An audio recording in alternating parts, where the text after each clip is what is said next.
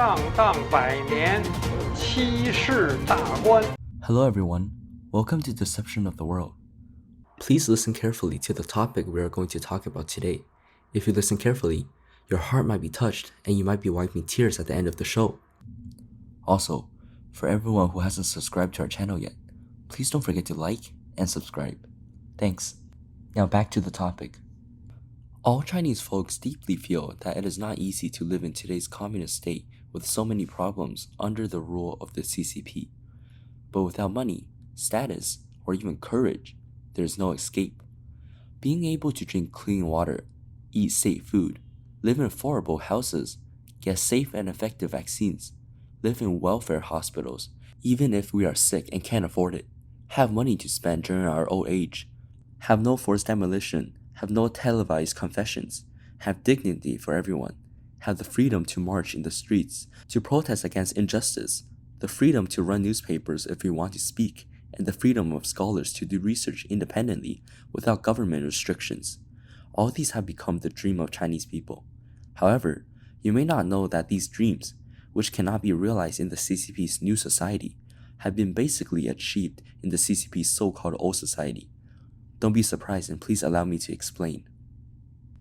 According to the official definition of the CCP, the old society is the opposite of the new society. Specifically, this is a political cutoff between them and us, or enemies and ourselves, and differentiated by the timeline when CCP was established in 1949, similar terms like Old China and New China.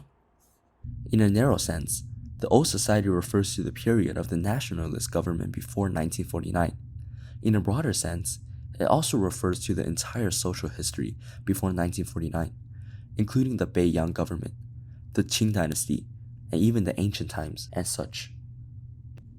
The CCP has been using the media and schools as its brain control tools to indoctrinate the people that the old society and old China are reactionary, oppressive, dark, exploitative, ugly, ignorant, catastrophic, horrible, unjust, and a host of smear adjectives, and then say the new society and new China are progressive, liberating, bright, welfare, beautiful, civilized, happy, peaceful, and just.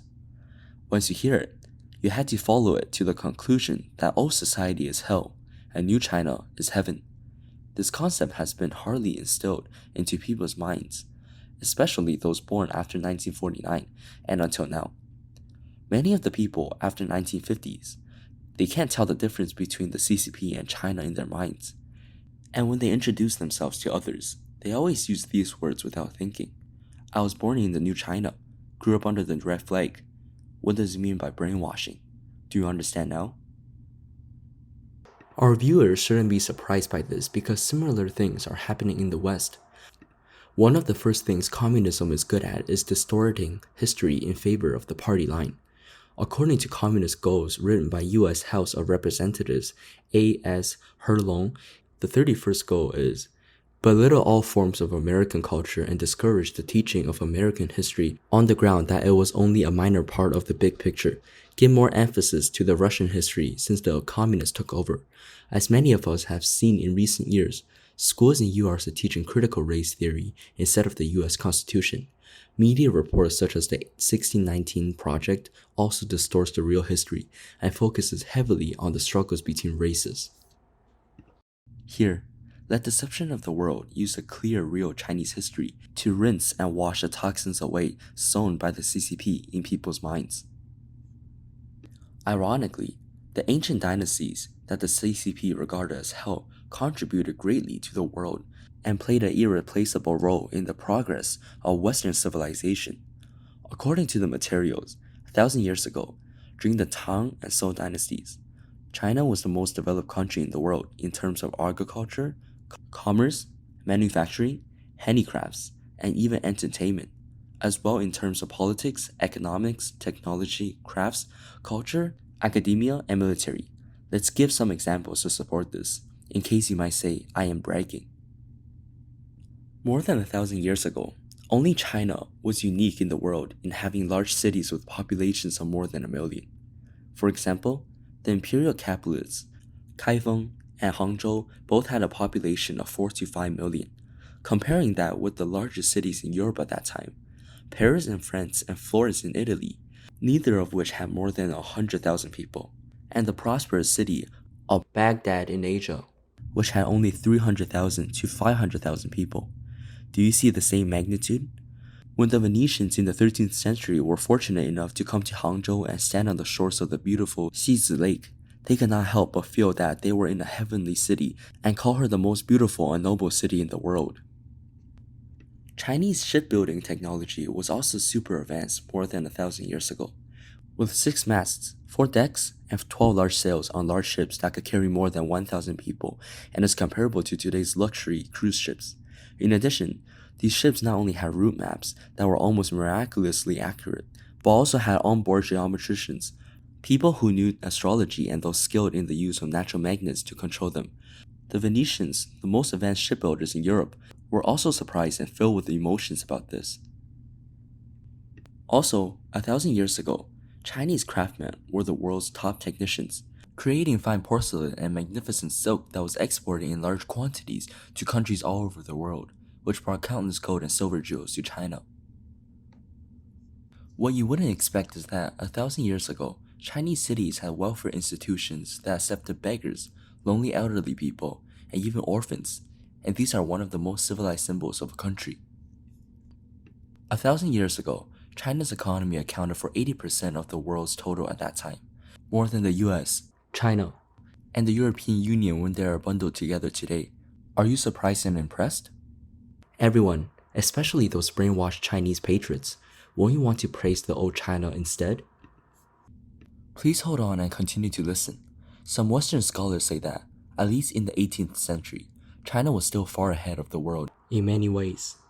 For example, modern agriculture, shipping, oil industry, astronomical observatory, music, as well as mathematics, paper money, umbrellas, unicycles, multi-stage rockets, guns, underwater torpedoes, parachutes, hot air balloons, brandy, whiskey, chess, printing, the basic structure of the steam engine, and those praised by Western countries, were all originated in China. The Chinese imperial examination system had also influenced the civil service system in the West. There is no doubt that while the world was still in a period of obscurity, China had already entered a period of high civilization. The ancient dynasties with such a high level of civilization ruled on the basis of the Confucian doctrine of benevolence and manners, especially on the basis of faith in the divine and Buddha. Having said that, we can ask, if the political rule of the emperor was dark, oppressive, exploitative, ignorant, and unrighteous, how can we explain the glorious achievements of the Chinese nation? How can we explain the admiring accounts of many foreigners and their descriptions of the affluent life of the ancient Chinese people? Has the CCP, which claims to be a new society that is progressive, bright, welfare, civilized, happy, peaceful, and just, ever done so much for the world so far? Has it ever made the Chinese people truly happy? What about the forced labor camps all over the country? The concentration camps in Xinjiang? The arrest of political dissidents and spiritual practitioners? What about the pandemic that the CCP tried to cover up? The thug-like behavior in international relations? However, the CCP-controlled pundits may say that Chinese people are now very happy compared to the corruption of the late Qing dynasty and the dark rule of the northern warlords and the Kuomintang. Is this really the case, everyone? Is this a conclusion that we as a nation are willing to accept? The late US President Roosevelt proposed the 4 freedoms for human beings, namely freedom of speech, freedom of worship, freedom from poverty, and freedom from fear. Undoubtedly, the Chinese under the CCP have never enjoyed these 4 freedoms for 71 years. So, was there a period in China where it spared no effort to downgrade? This is the end of part 1. Don't forget to like and subscribe to our channel, and we'll continue part 2 of the story on deception of the world.